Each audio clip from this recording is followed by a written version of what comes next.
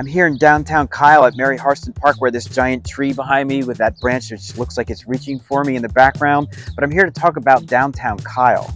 The downtown of a city is a huge factor in determining the culture of a city. Maybe that's why a lot of people don't feel like Kyle has an identity or a culture of its own. It's just a suburb of Austin. And this is a common problem with a lot of fast-growing American cities. They hurry to put in chain restaurants and shopping like Target, Walmart, and all of a sudden, all the cities start to feel the same. What makes Kyle feel different than Buda or Round Rock or Springfield or any town USA? These towns prioritize housing and cheap places to eat and cheap places to shop, and any cultural development or downtown kind of gets neglected. That is until the city or people in the city step in and demand a downtown and start building it and designing it. So that's exactly what the city of Kyle is trying to do. They're trying to develop and create a downtown district, and they're asking for their residents to get involved and make recommendations and tell the city what they want. But first, here are the 5 reasons Kyle's downtown is having trouble getting developed. The first reason is that FM 150 is just too small. Second problem is that there's a train that goes through downtown Kyle very, very slow, and according to the mayor's State of the City address, it actually stops in downtown.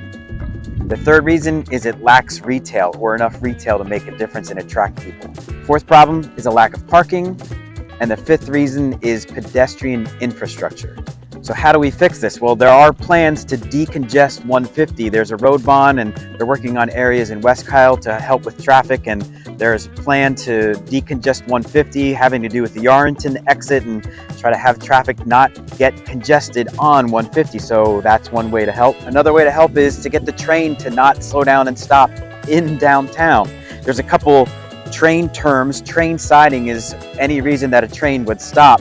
So they have to move the train siding where it needs to stop somewhere else. One suggestion was to do this at Kohler's Crossing, but then you're just taking the problem and moving it up to Kohler's Crossing where a train would stop traffic and stop things moving up there.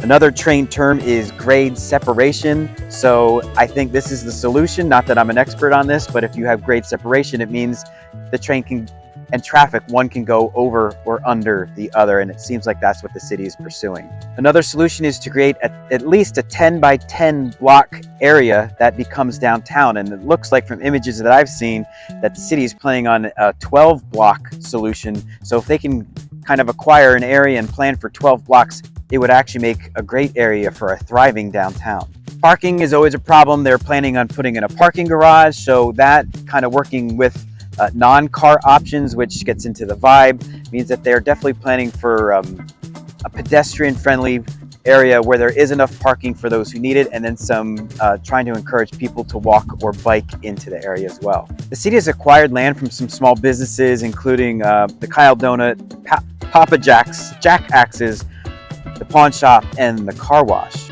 But these businesses, their areas are going to get turned into mixed use and should offer 4 to 5 times the area or the real estate for commercial properties and retail. So we need people to get involved, and we need people to come in with solutions instead of just criticizing and mentioning problems. And that's the people I want to hear from. What do you want Kyle's culture to look like? The best part about living in a city like this is you get to be part of a city that's changing and growing, and you could impact the city for decades or generations. What do I want Kyle to look like? I want Kyle to be trail-friendly and eco-friendly. I want a city that isn't reliant or overly reliant on cars. Obviously, people are going to drive cars around town, but if you have an option to go to the park, to run errands, to get to school, or even better, get to your job without driving a car, that sounds like a really cool place to live. I love a town that's not overly reliant on water, so maybe that means we change to more native landscaping, or we just have some innovative ways to save water, but hopefully we won't have to borrow it from other cities in the future. I'd also just love a healthier city where people are out and moving and exercising, and less people sitting in their car commuting into Austin, spending an hour or 2 hours in traffic every day. I think that would lead to just physically and mentally and emotionally healthier place to live, and that's the kind of city I'd love to see Kyle turn into. I'd love a town where families and people leave their houses in the evenings, not just to get their kids to practice and games and school events, but to do stuff together, to go get dinner together and then do something fun afterwards. And this is the kind of thing downtowns are created for, so people can go be sociable and see other people in the community and just go have fun together.